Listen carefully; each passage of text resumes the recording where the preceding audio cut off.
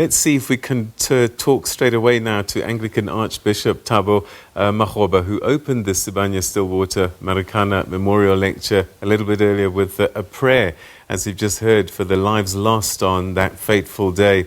Archbishop Makgoba is a patron of the Marikana Renewal program, and their vision is to build a better future and create a sustainable and positive future in Marikana. The Anglican Archbishop of Cape Town joins us now via Zoom. Your Grace, thanks very much indeed for joining us, and welcome to the program. Thank you very much, Peter. Thanks for having me. And I would rather we were talking about other matters, but I suppose we have to talk about these painful milestones in the life of our country. But thank you so much for having me.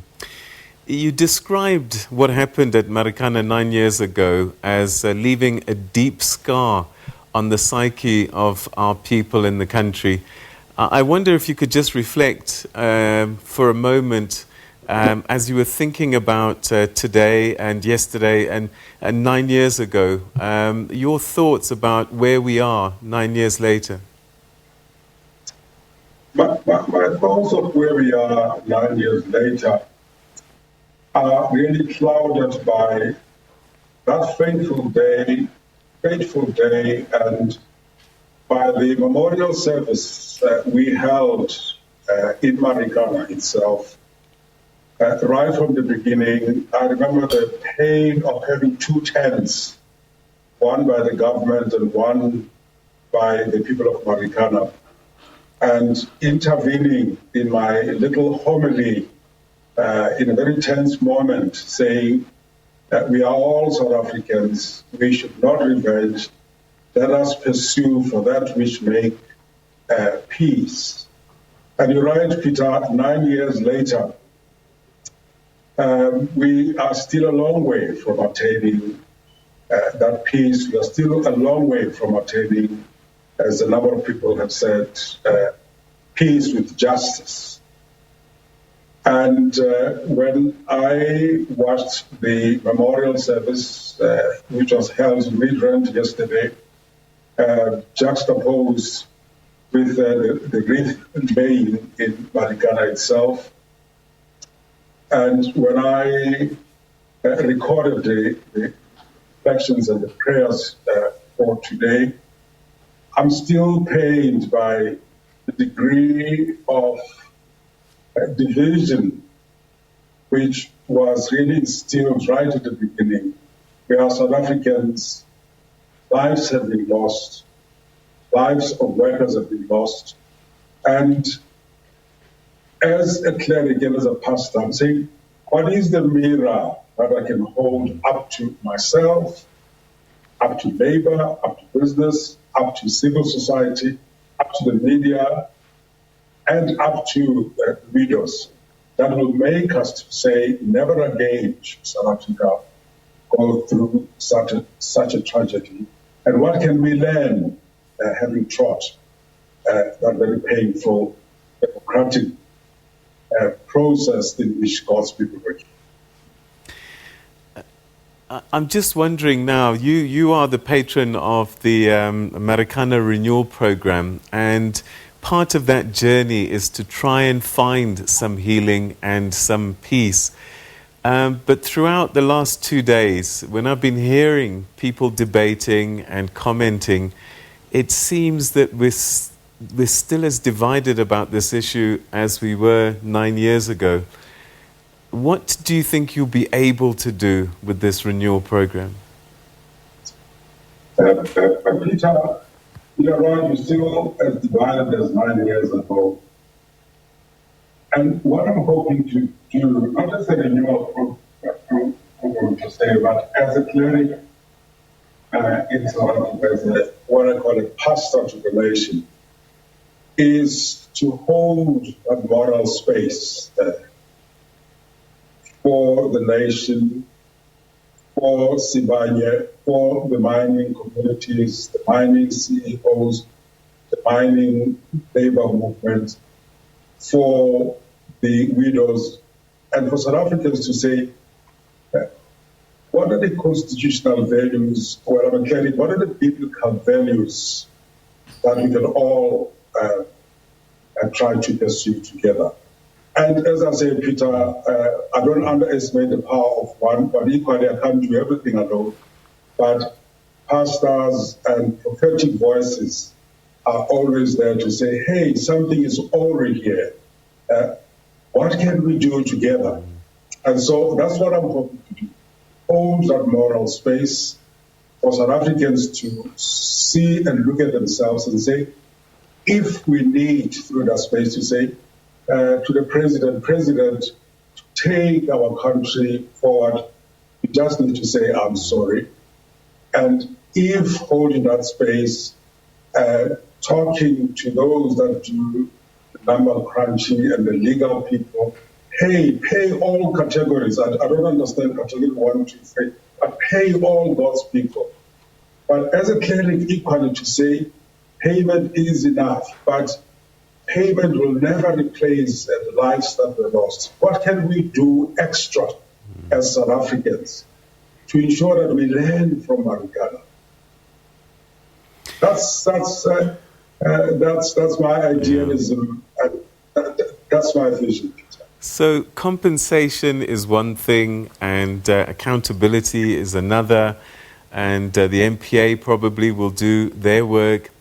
But, at the heart of this, one gets a sense that people want to hear the word sorry, and it doesn't seem to be forthcoming. And I just wonder if you've reached out to those parties to get that word out there, that a public apology probably will be 60-70% of the battle done.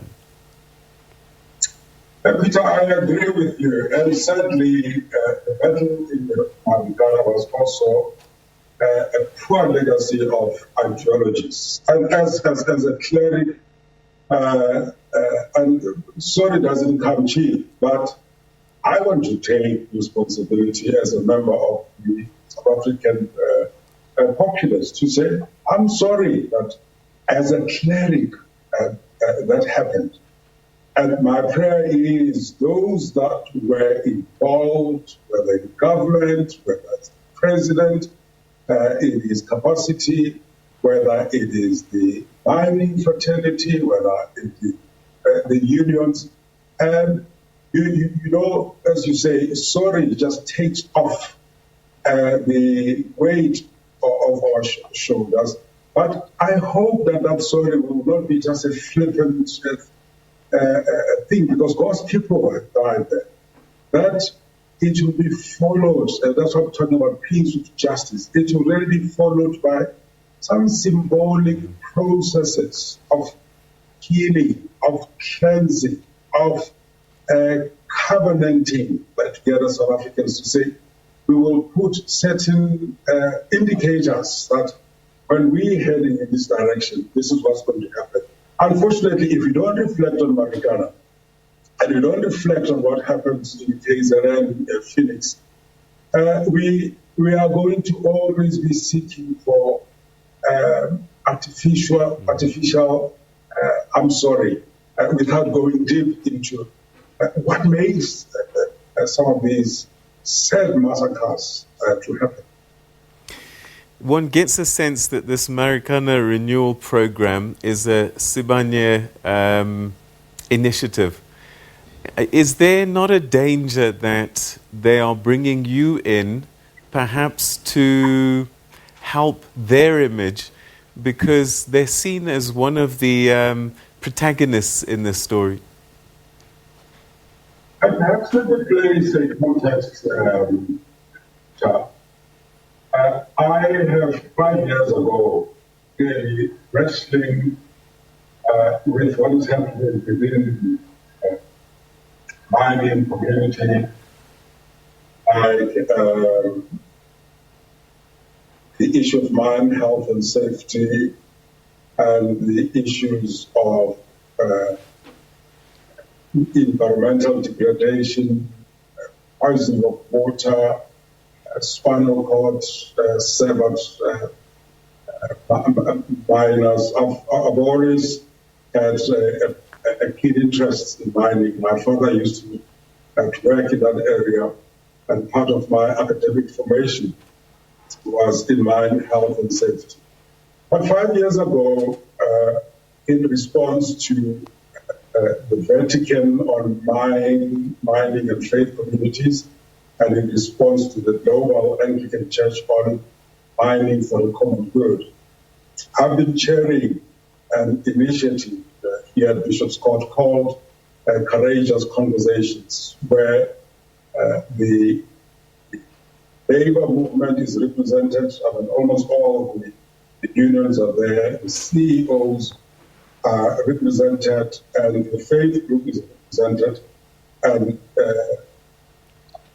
the government is represented. And we've been wrestling and saying, how do we create a space and hold a mirror to various mining companies when something has happened?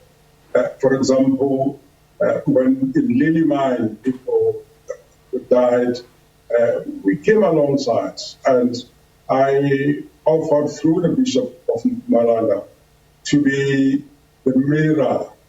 It's not working for Lily Mine, it's the mirror, it's the moral space, the moral presence to say, community, here is a faith leader shining this mirror on Sibanye, on yourself, so that you guys can find each other.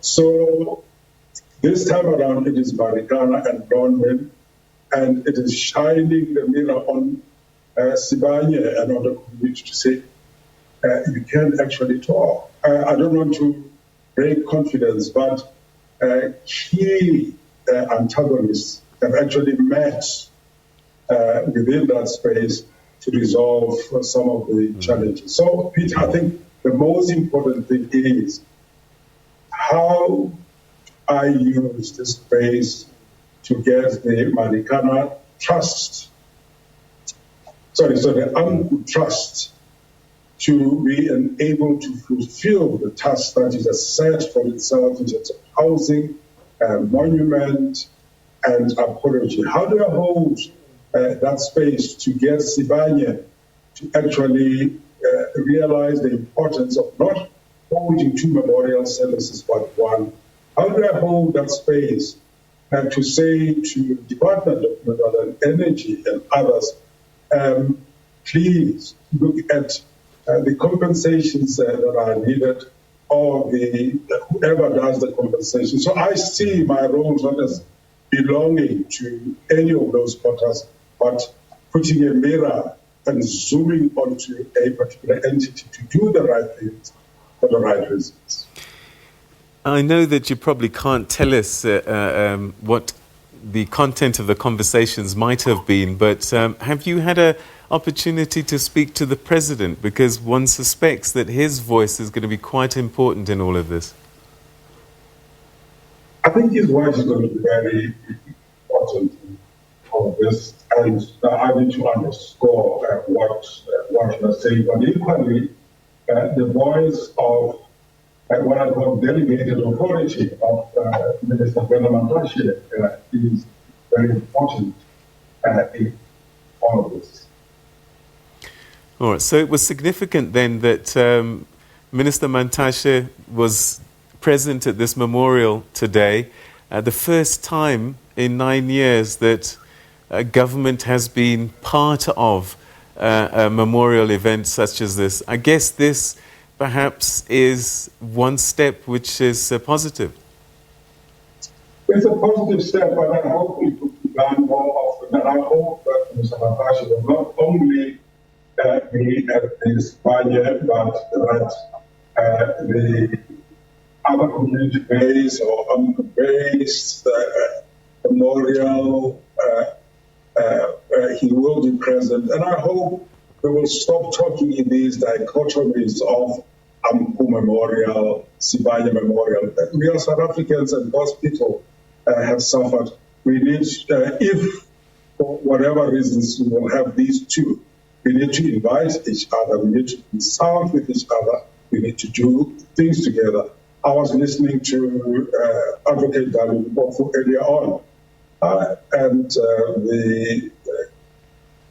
the gentleman from Justice Department. There was a robust debate, but I hope that robustness is not taking things personally and protecting each other's space, but it is in order to ensure that we as South Africans don't talk past each other. We dialogue robustly, but we also serve the common good. And the common good in this particular instance is how do we bring healing to the widows of Marikana rather than use them as a football for our own ideological or business ends? How do we really respect their dignity? How do they want a monument? How do we create that monument? How do we come together, consult with one another, and do it? And then how do we ensure that not only, they explain the technicalities about only the 34 getting money and the others not getting money, but if the state is not going to compensate the others, how do we as South Africans really take the responsibility to heal this nation? There are so many other things that we need to do, and Marikana is one of them. Your Grace, thank you so much indeed for your time, and we certainly wish you the best with this very important work that you have to do. Thank you so much. Thank you, Peter. Thanks, and thanks to our listeners.